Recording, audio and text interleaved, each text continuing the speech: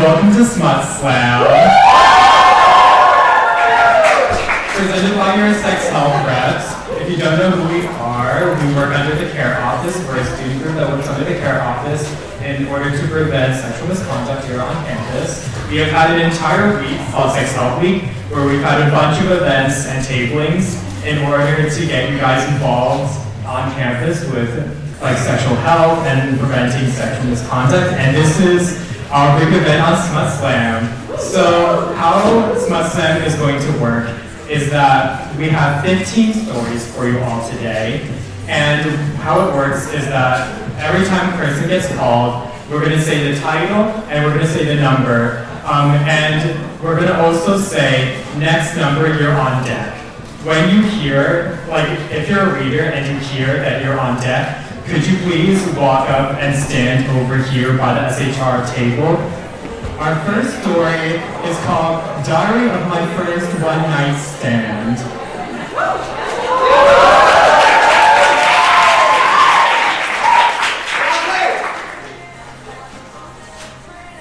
It was Friday, December 5th, 2025. Me and some friends were going to go to a frat, but the frat was no longer letting people in. We were all sad, but then all of a sudden, I remembered that some of my friends were at this thing called the Clocky Forum. And no, not clocky as in clocking someone as queer, but clocky as in club hockey. Now, at the time of this story, it had been around 2.5 months since my breakup with my ex. Not going to expose everything, so I'll just say that he had a lot of mental health lore. That said, the sex was quite good. They really aren't lying when they say mentally ill people fuck the best. So anyways, it had been a hot minute since Dom had been laid. After my breakup, I was not looking to have sex or get with anybody because I just wasn't ready, needed time to heal, all that. That said, I had luckily started to feel horny again, but I'd just been handling that with my vibrators. Okay, back to clocking. At this party, one of my friends, let's call them Malachi, had brought 3 of their friends back from home. Something to know about me is that I am not good at telling when people are flirting with me. So apparently, one of the friends that my friend Malachi had brought from home, let's call them Quinn, was flirting with me. I, unfortunately, was not picking up on this at all. In fact, Quinn even went over to Malachi and said, "Is he," referring to me, "gay?" And Malachi said, "No, he's bi, he just can't pick up on flirting." So anyways, Quinn comes up to me and says, "Hey, do you want to share a cig?" And I say, yes, because if there's one thing about me, I love a drunk cig on occasion. So we'll go out onto the porch of this lovely clocky house and smoke a bit. They then ask, "Can I kiss you?" I thought it was the cig kicking in, so I giggle and go, gee, yeah, sure. And let me tell you, it wasn't just a little peck, it was a kiss. It was then that I realized that Quinn had been flirting with me. After we finished the cig, I said, "Hey, do you want to wait for Malachi by hanging out in my dorm?" And Quinn was like, "Yes." We get back to my lovely single in Harleston, and I was fully expecting to just sit on the floor, maybe kiss a little bit more. This, my dear friends, is not what happened. We get in my room, we sit on my twin XL bed, and start making out. Pants are coming off, shirts are coming off, and lo and behold, I am on top of them as we make out and do some other things. Now, there is this term called WAP, referring to a, quote, wet ass pussy. And in terms of a WAP, this person had the most WP that I have ever encountered. Unfortunately, I had forgotten to put a towel down, so when we were done, there was a stain, but hey, there are worse things that can make a stain. The next day, I caught up with Malachi, who was telling me that Quinn referred to me as a, quote, very woke service top. I learned that I gained this title because I kept checking in for consent while we were hooking up. So yeah, my first one-night stand gave me a new title. Thank you.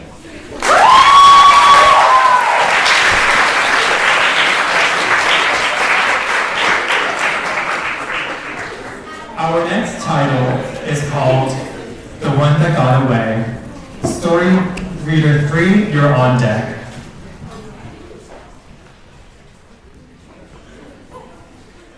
A few years ago, I went on a weekend trip to a city that's about 3 hours from where I used to live. I was bored, went on a dating app, found a guy, and we hooked up. It was pretty casual, and we went back home without thinking about it. We did continue to text for a while, though. After a few months of texting, and him hinting it a few times, I finally caved in and bought him train tickets to come visit me where I live. On the day that he was supposed to come, he flat out ghosted me, and I did not hear from him ever again. However, a week later, I'm about to hang out with a friend of mine. He's telling me about this guy he hooked up with a few days ago. After asking him for some specifying details about what he looked like, I started to connect some dots. I asked what his name was, and it was the same guy that was supposed to visit me. This guy had used the tickets I had bought him to come on a vacation for himself to flirt with guys in my area. I spent over $100 on a guy just for him to use it as a free trip to get some anonymous dick from someone else.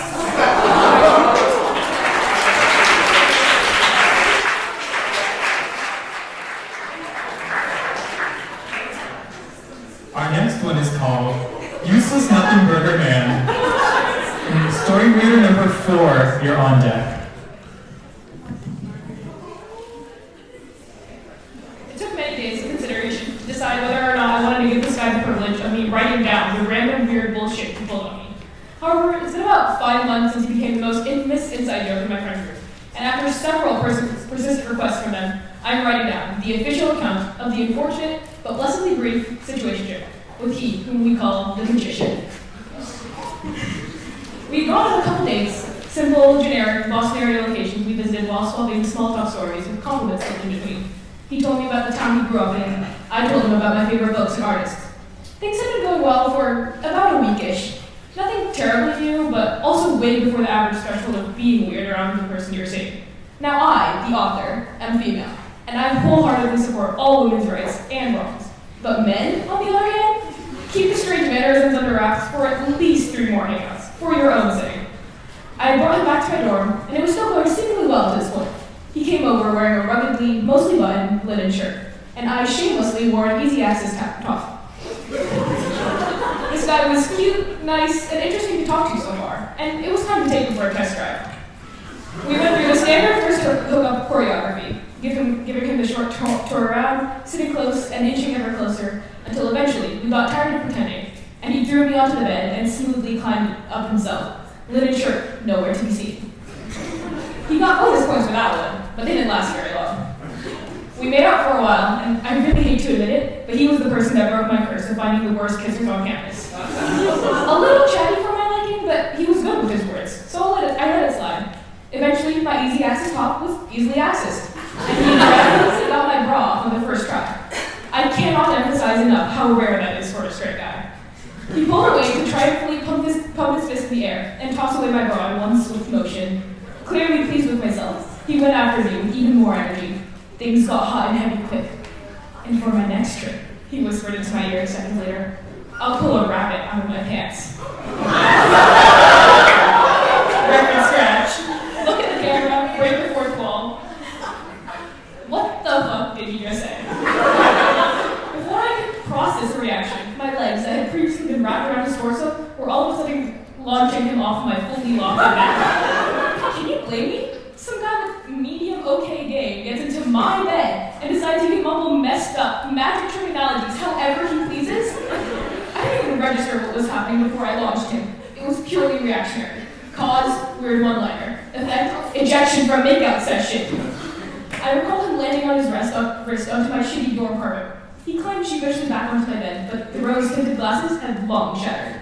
He wasn't the guy who slow danced with me in my dorm and whispered sweet nothings into my ear anymore. And all of a sudden, all the weird shit I had let fly near my radar came bubbling to the surface. Why did he compare me to his mom and his ex in the same conversation? After 3 women you met in your life ever? Why, after our first date, he texted me, I can't wait to mix your paints, with repulsive undertones. The worst thing you could say from our major. Why couldn't he say nothing serious? Or at the very least, take off my bra and play a little cool. He tried to kiss me again, but it was too late. I kind of wanted this guy who referred to his dick as a woodland creature, and suddenly felt like a stranger, to get the hell out of my room. And luckily, I didn't even have to ask him to go. As if on cue, my poor, unsuspecting roommate waltzed in. We had a while where our door apartment block, and she didn't even knock. To see the two of us, both scantily clad in nothing but jeans, and myself with a growing scowl on my face. The mood. Time of death, right freaking now. She quickly read the room, at least someone did, and backpedaled, slamming the door shut behind her. He sheepishly gathered his things, offered some weak, empty form of goodnight, and finally made his way out. Needless to say, after that disaster, my tolerance for the stupid alphabet soup-ass things he said to me had been thoroughly reduced to a firm 0. Even though it's been a week, he came out of nowhere, dropping bombs like the R word. Relationship? I didn't even know Bro had a middle name. I made it abundantly clear I didn't want to see him anymore. I may seem harsh, but I cannot stress enough how quickly he devolved into a useless nothing burger man, with 0 things going on for him after that night. While I wish he had actually had his shit together like he had led me to believe he did, I didn't even resent him. He wasn't malicious, just an actual clueless idiot with a slutty button up. And while he had no right to waste my time like he did become one of the most hilarious stories I got to tell my friends, and now Smut Slam for a fall semester.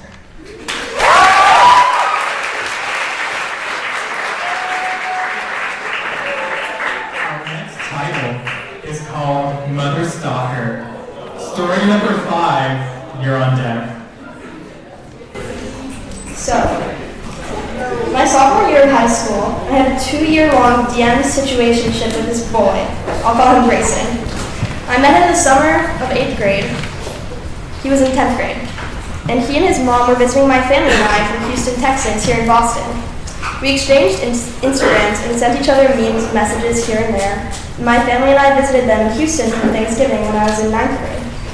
Come winter break my sophomore year, Grayson, now a senior in high school, and his parents came for Christmas to stay with us for a few days. In the few days leading up to his visit, we've been sending each other flirtier messages, and with the first night of their stay, Grayson and I finally hooked up. It was the farthest I'd ever gone, and it's the freakiest it's ever gone. He choked me and pulled my hair, bit me, and spit in my mouth. I sucked dick for the first time and swallowed it.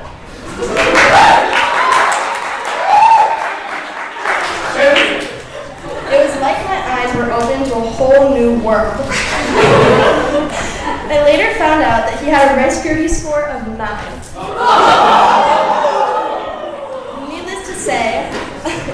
Needless to say, I was hooked for more of him, and he was only in town for a few more days. My mom was immediately on my case. Aside from the hickeys on my neck and the bruise left on my lips from how hard Grayson bit me, my excitement must have been written all over my face.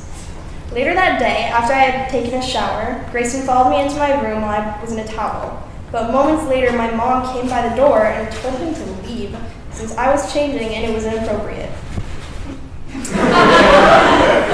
She must have known something was in the air. Anyways, the last night of Grayson's stay came and went, and we were getting desperate. The morning of his departure, I decided I wanted to go to the gym. It was maybe around 7 a.m., and I alluded that he could come with. There was no set plan, but I figured he could come along and we could work it out under the guise of a friendly workout, since I had taken him to the gym with me earlier that week. While walking down the street, I noticed him trailing behind me not too far away. I DM'd him and told him there was a family bathroom at the Wegmans next to the gym that we could meet in. Fast forward like 5 minutes, and I'm fully hooking up with Grayson in the Wegmans family bathroom at like 7 a.m. So he bends me over the sink and asks me if I want to have sex. I pause and think to myself, do I want my first time to be in the Wegmans? I say no. We do oral instead. It was so whatever, literally the most unexciting mid-hookup ever, except for the fact that someone knocked on the door halfway through. Shouting out, "Occupied," and a sing-songy, bratty voice gave me such a rush of adrenaline. And I felt so secretive and sexy and cool. Finally, we finish up in the bathroom, get dressed, and we're ready to leave. I unlock the door, and lo and behold, my mother is standing right in front of me and Grayson, leaving the bathroom together. She heard us leaving the house so early and got suspicious, left the house soon after he did, and followed us into Wegmans. She knew we were in there the whole time, and God only knows how much she heard in there. Our next story is called Trash for Credit. Story number 6, you're on deck. Last semester, I decided to try my hand at the wonderful world of Grindr, and I ended up in one of the strangest experiences I've ever had. I went on the app one Friday night with a friend nearby to give advice. Through my searching, I began speaking to a 24-year-old gender non-conforming person. The conversation was average at best, and quickly went to the reason why we were both there: for sex. I was high at the time, so I told them that if we were to meet, it couldn't be that night. Instead of ending the conversation like most would, they were fine just chatting for the time being. However, before the conversation could continue, they told me they had something to warn me about. The warning was that their penis was abnormally thick, and it could be an issue for a trans guy like me. This warning was immediately followed by a picture of said penis next to a credit card. It was as wide as the short side of the credit card. This is where I gave them the name credit card. The next day, the conversation continued. Now sober, we decided to meet up that evening. We planned to meet, when to meet, and since I, living in a dorm, couldn't host, they offered. We met that evening around 6, outside Diesel Cafe. I always meet people in public first, and walked most of the way back to Tufts to get to their apartment. Upon entry, I was asked to take shoes off since their roommate was home, to be on the quieter side. All seemed normal until I got into their bedroom. In this room there was a camping cot with an uncovered foam pad on it, piles of clothes, communist art on the floor, and a twin-size trash mattress with no sheets up against the wall. They pushed the trash mattress to the floor and motioned for me to join them sitting on this trash mattress. After not too long, we got to it, and when I say it was the size of a credit card, I truly mean it. It hurt. In that moment, I enjoyed it quite a bit, but in hindsight, it was a bit comical. There I was, on a trash mattress on the floor, underneath a person a foot taller than me, and 5 years my senior, having painful, but albeit fun sex. Before either of us could finish, we took a short pause and simultaneously realized that their penis was too big, and I had begun to bleed all over this trash mattress. Side note, I was fine. I checked with medical professionals and got tested. Nothing was wrong. This unfortunately killed the mood for both of us, and before long, we were both dressed and I was on my way. Once the trash mattress, now even more worthy of that title, was once again standing up against the wall, they offered to walk me home. I obliged to let them walk me half the way, so my real address was still unknown. On this walk back, they began to criticize how I flirted with them and how I was continuing to talk. As if they hadn't just had sex, they referred to me as not an object of desire, and kept making subtle digs at my lack of experience and how I spoke. Quickly, I broke away and went back to my dorm in an alternate route, just in case they were watching me leave. We haven't spoken since.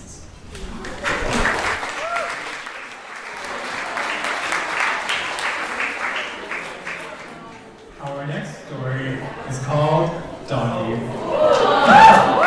Story 7, you're on deck.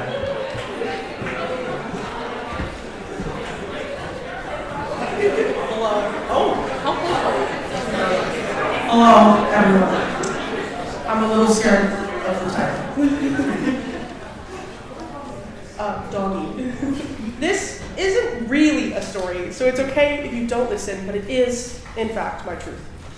So I, female 17, and girlfriend, female 18, like a Reddit story,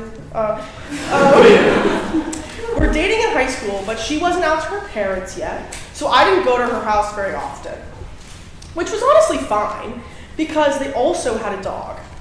This dog hated visitors, so I had no opposition to staying as far away as possible. Do not underestimate the importance of that detail. One day, I had to stop by her house to drop off something she'd left at mine. I rang the doorbell, and immediately, intense barking occurred. And yes, it's the kind of dog you confuse for an old rag. Oh, like the booger dogs that should be put down. The door opens. The dog bursts through the crack of the door to jump on me, sniffs me once, then loses interest completely. No growling, borderline polite. I think that's weird. I'm literally never in this dog's presence. Why am I the chosen one? Fast forward 3 months. As two women who are fond of each other, we naturally put our hands inside of each other. Mid-moment, the dog somehow unlocks the door, jumps up on the bed, and starts licking my girlfriend's hand. Full tongue, lapping it up. No hesitation, like this was not the first time. My brain connected dots I did not want connected. Oh, that's why the dog didn't react when I came over before. He already recognized my scent. The dog knew more about my sex life than her parents ever did.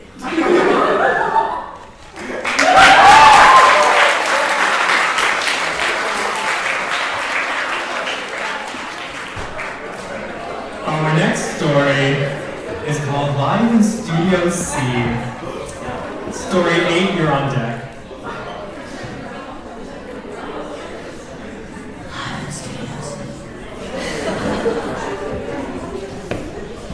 So I've been performing with this person for a while. There was clearly something going on. You know when you're both pretending nothing's happening, but everyone else probably knows? Yeah, that. Anyway, one night, after my radio show at WMFO, shout out, we're in WMFO, Studio C, which if you don't know, is the tiniest radio booth in the temple. Like, why are there two humans in here tiny? It's around 3 a.m. We're both lingering for no reason. I'm cleaning up. They're hanging out. The tension is loud. And then, yeah, we start making out. In the booth. Next to the mic. In a room the size of a large closet. Things escalated a bit, use your imagination, which in that amount of space is honestly more a logistical problem-solving situation than anything else. Very, how are we even positioned right now energy. Eventually we decide we should probably leave before we accidentally broadcast something or knock over $1,000 of equipment. So we walk out into the hallway of Curtis Hall. It's dark, like horror movie campus dark. And as we're walking out, I get this feeling that someone's there. We turn the corner and make direct eye contact with an adult man. Just sitting there at 3 a.m. in Curtis Hall. No phone, no book, just existing. And the worst part, Studio C is not soundproof the way you think it is. It's more muffled but absolutely audible. And to be honest, we had the door open. There's a 99.9% chance this man heard everything. We all just froze for a second. It was one of those moments where you don't say anything because there is nothing to say. He looked calm, peaceful, even, which somehow made it worse. We just nodded like polite citizens who definitely had not just been committing mildly chaotic activities in a radio booth, and walked away as casually as two people can walk after that. Anyway, if you're an adult man who's in Curtis Hall at 3 a.m. and heard suspicious mic-adjacent noises, no, you didn't.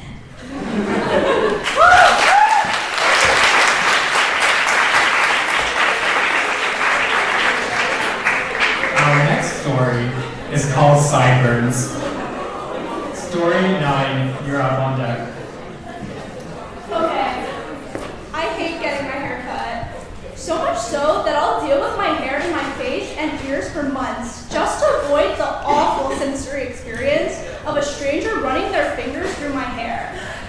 But eventually, there comes a point where I have to submit and get the errand over with.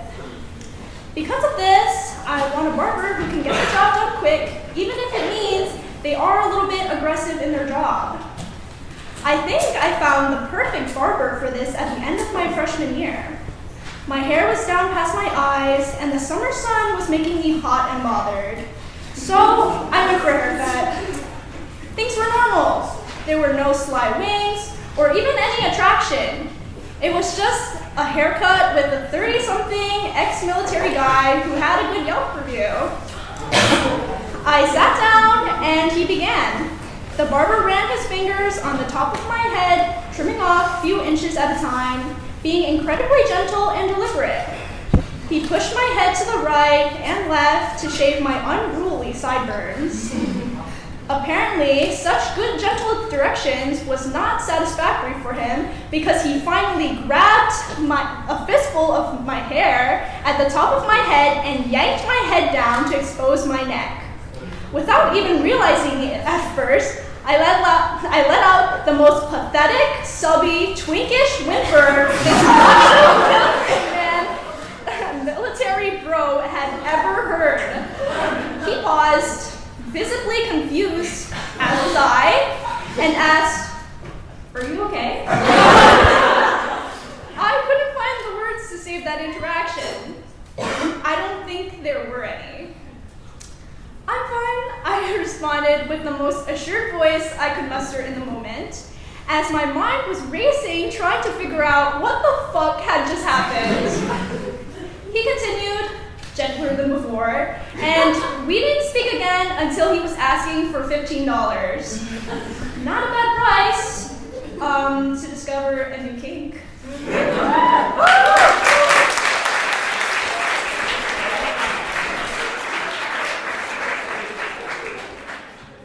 Alright, our next story is called Sex and the City. Story 10, you're on deck. I spent the better part of this past winter break in Berlin with two darling friends, Nikki and Mickey, let's call them. The city was magical. We went clubbing every night till dawn, dancing to hard techno and smoking indoors. It was the city of dreams. On our second night in this wondrous city, the three of us wandered into a German dive bar, where the bartenders were bald, burly men and German oldies blasted from the speakers. We sat, sipping our beers and smoking indoors, basking in the environment. As I turned to the girl and her boyfriend next to us to engage in conversation, Nikki and Mickey began to swipe on Tinder. Before I knew it, they were getting my attention to tell me that a guy was going to be meeting us at the bar, and he was incredibly sexy and incredibly German. His name was Emil, and when he walked through the door, we were greeted by his 6'6", lean, artsy Berliner prowess. He carried himself with an aura, the air shifting in the room as he entered. He sat with us, asking us about our trip and talking about Berlin. In the midst of this conversation, however, I received an enticing message from a Dutch guy I had met the night before, inviting me out to a club. I slipped away from my friends to join him, with the promise that we all meet at our hotel later that night. After my night of dancing, I returned to our wonderful hotel, awaiting Nikki and Mickey with our tea. However, I was greeted by Nikki, Mickey, and Emil. I think, okay, I see what game we're playing. And the four of us head upstairs to our joint hotel rooms. Nikki and I shared the large bed in one room, and Mickey slept in a single next door. The four of us sat on the larger bed, Emil's head resting on Mickey's lap, as he reached back and caressed her thigh, while his other hand rested on my own inner thigh, tracing small circles with his fingertips. When the four of us tried to lay vertically on the bed, I nearly fell off. Emil pulled me in, and on top of him, whispering, "Don't want you to fall," before he leaned in and began to make out with me. When he broke the kiss, he turned to Nikki and began making out with her as well. When I turned to Nikki, she sat facing a wall, nonverbal. I asked her, "Are you okay with this happening?" She nodded. "Do you want to participate?" She shook her head. "Well, if you're okay with it, but you don't want to participate, you should go to your room."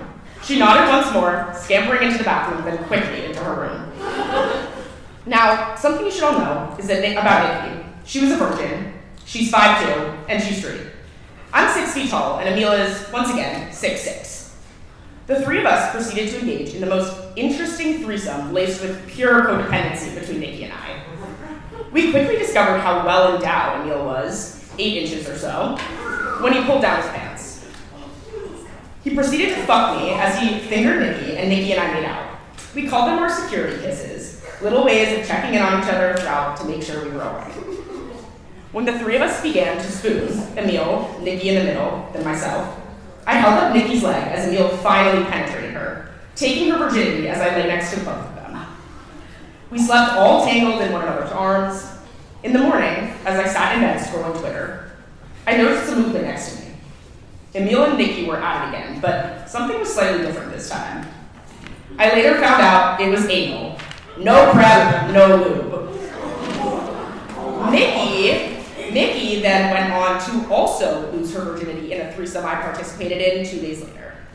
So, to recap, 48 hours into Berlin, we clubbed, we drank, we smoked, I was in my first threesome, and one person lost their virginity in said threesome.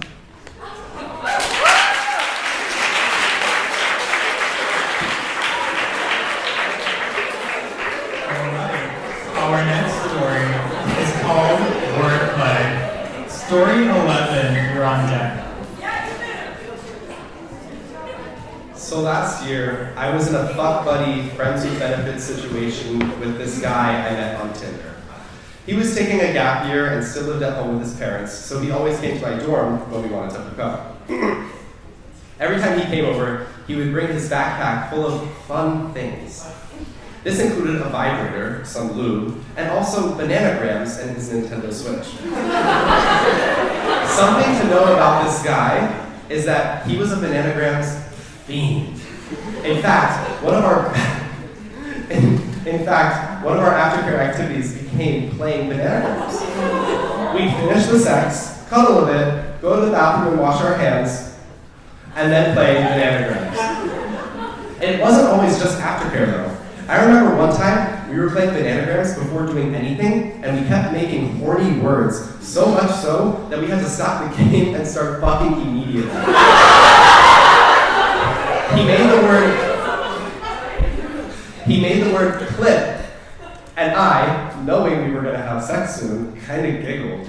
And so then I made the word come. He then sees this word, points to it, and says, "What I'm gonna make you do later." I said, "Oh yeah? Prove it." And then we started capital F fucking. He told me when he got home, his parents asked how the hangout went and what he had gotten up to. He said, "We hung out and played bananagrams," to which his mother responded, "Oh, is that what they're calling it now?" While we did play bananagrams, I fear we were clocked by his mother.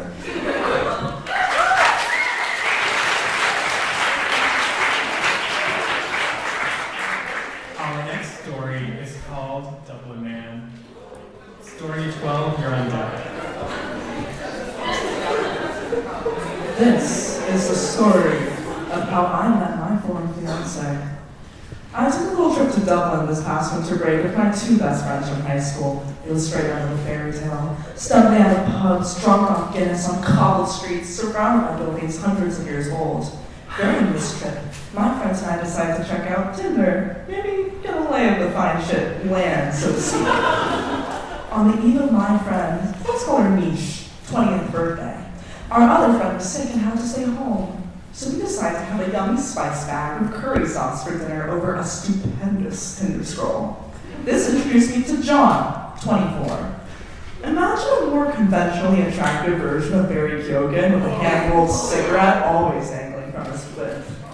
I obviously swipe right, matching with John instantly and messaging him. We moved things to Snapchat, exchanging voice notes and cute selfies when he asks if he wants to come over to his place for some drinks. We decide, this may be dangerous, but there's 2 of us. It's only a lot! So we buy some ciders and hop on a double-decker bus to the posh neighborhood he lived in. Stepping off the bus, we were greeted by John.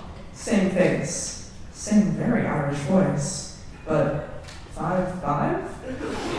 I think, how leprechaun-like. Let's keep this ball rolling! So we go up to his apartment and fall into conversation with John. Allow me to share some fun facts about John. 1. John is homeless. He does not live in this apartment. He's renovating it for an American girl trying to immigrate to Dublin, but he's functionally squatting. 2. John is a tweaker. He shows us his array of drugs from marijuana to ketamine. 3. John is a terrorist. He was in English prison for 2 years for anti-English terrorism that he refused to elaborate on. He experienced racism for being Irish there, and also discovered he was bisexual. conversation, Mish gets far too cross and begins to yak into John's toilet. In between rubbing her back and holding up her hair, he begins performing card tricks for me. Really good ones. When I ask where he learned how to do that, he goes, "There was lots of downtime in prison." We decided to stay the night since Mish was so fucked up, putting her to bed in another room as John and I cuddled to sleep. The next day, we scampered back to our hotel, letting Mish rest and otherwise going about our day. And around noon, I get a snap from John. We didn't have much time together the other night. Run it back? I think, lol, YOLO. So, sure. That night, when John arrived, we sunk into political conversation over a bottle of wine. 3 hours of it as he rubbed my feet. When he finally decided enough was enough, he got on his knees before me and proceeded to give me the best head of my entire life. I squirted all over him in 5 minutes, leaving him and his clothes entirely soaked. As we collapsed into each other's arms, I also discovered that John was hung. 7 inches hung on this 5'5" man. It looked like it weighed him down. He managed to twist and turn me into all kinds of positions, sticking his fingers in my mouth, 6'9"ing me, missionary, cowgirl, doggy, even eating my ass. Between rounds, he would stand me in front of the mirror so as to touch and admire my body. He ran his hands across me, saying how perfect I was, how he could fall in love with me. Then, as he turns to take a leak, he reveals to me bluntly that he is a piss king and asks me to hold his dick for him while he pees. I think, lol, YOLO. Sure. We giggle as I aim his urine stream before he slowly moves my hand to get soaked by his urine, then navigates my fingers into his mouth. After intense eye contact and sucking his piss off my fingers, he leads me back into bed where he asks, "Can you piss on my dick? I'll get hard instantly." So I get up, I hold myself above him, and begin to piss on his dick in the hotel bed. He did indeed instantly get hard again and proceeded to fuck me into oblivion. It was one of the most profoundly erotic experiences of my life.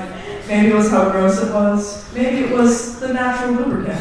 Maybe it was all of the above. But it was vile and sexy. Now I promise, dear listener, we left a hefty tip for the hotel staff to compensate. After fucking from 12:30 to 6 a.m., we hit the hay, followed by another 4 hours of sex when we woke up in the morning. At the end of this day, after we got dressed and laid in each other's arms, John says to me, "You know, it's a real tragedy that you're leaving Dublin so soon." "Why is that?" "Well," he replies, "you're perfect. You're smart, funny, beautiful. You're the exact type of woman I'd marry." I paused, stunned. "If you ever need an Irish passport," he follows, "come back to Dublin and marry me." This past Valentine's Day, the only happy Valentine's message I received was from John, who expressed his hope that someday I would return to him to have 4 kids and a dog. Let's just say, I know where home's at.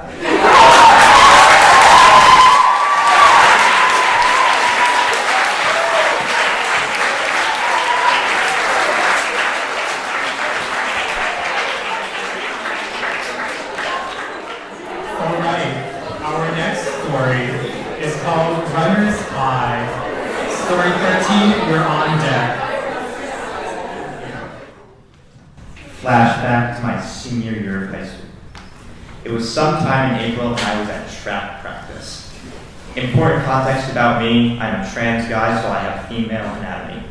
There's this thing that some trans guys do called hacking, which basically involves putting something in your underwear to make it look like you have a dick bulge. It's very common for people to use socks, but there are also literal fake dicks you can wear. At my high school, pretty much no one knew I was trans, and so sometimes, especially during track practice when I was wearing shorts, I was hyper aware of the fact that I didn't have a bulge. On this particular track practice, I had made my packer out of a pair of socks, put it in my underwear, and was ready for practice. We were doing our warm-up lap and our stretches, and I kind of noticed that I could feel the socks near my clit. I couldn't really adjust it because, well, it would look like I was just reaching down into my underwear and touching my dick. So I was kind of just like, all right, it's fine. I was a distance runner, so during this particular set, we had to run 8 laps or so around the track. I am not a fast runner, and since we had to do 8 laps, I decided to go at a comfortable but consistent pace. I was making good time until all of a sudden, something shifts. My vision hyper-focuses on the trees across from me, and I can feel my eyes start to widen. I can feel something building up in my body, particularly by my clit. I was like, what is going on? And I realized that the pair of socks had been bouncing next to and thus rubbing my clit at a consistent pace for the past few minutes as I was running.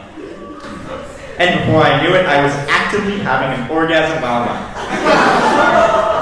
At the peak of the orgasm, my knees and legs just kind of said goodbye, so I had to gracefully fall to the ground. I finished orgasming, and after like 20 seconds, my coach ran up to me and asked if I was okay. I obviously couldn't say, yeah, sorry, I just came. So I said, oh yeah, sorry, I got a bit of a calf cramp. Bless her heart. I sat on the ground for a sec, just letting the dopamine and all the fun chemicals hit me as I breathed deeply. While I wasn't trying to have one, an orgasm is an orgasm, so I was definitely feeling good for the rest of practice. LOL.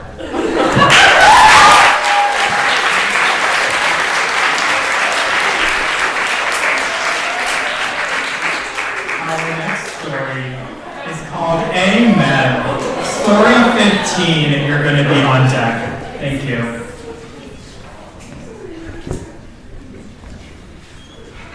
When I was in high school, my junior year, the college counselor at my school really recommended that all the juniors go to a big college fair that took place every year, hosted by one of the Catholic schools in town. There are like 20 Catholic single-sex high schools in the town where I grew up. Me, having gone to Catholic school for 10 years and having some really shitty experiences related to it, before finally transferring to my last 2 years of high school, had a desire to have sex in a church. Mostly as a fuck you to the church as an institution. So, during this college fair, my partner and I snuck off to hook up in the chapel. When we realized the confessional was locked, they just ate me out and fucked me on one of the pews, which we ended up staining. These particular pews are padded. And I have it on good authority that this stain is still there.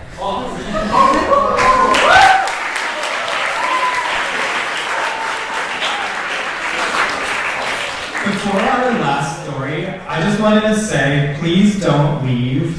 We have a QR code to a Google form where you can say your winners and your favorite stories and readers. So please, once the final story is done, please stick around, fill out the QR code, and we're going to announce our favorite stories and readers. A little bit more details after our last story. With that, I hope you're ready for some poetry.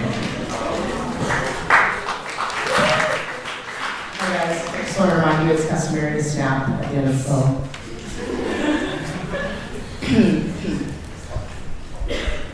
Fucked in the ass, fucked really fast. The way my ass moved, it got attitude. We only do it bareback, so good might have a heart attack. When it happens to me, by golly, I feel free. Turn back and drop it low. He's the only one I'm calling Jumbo.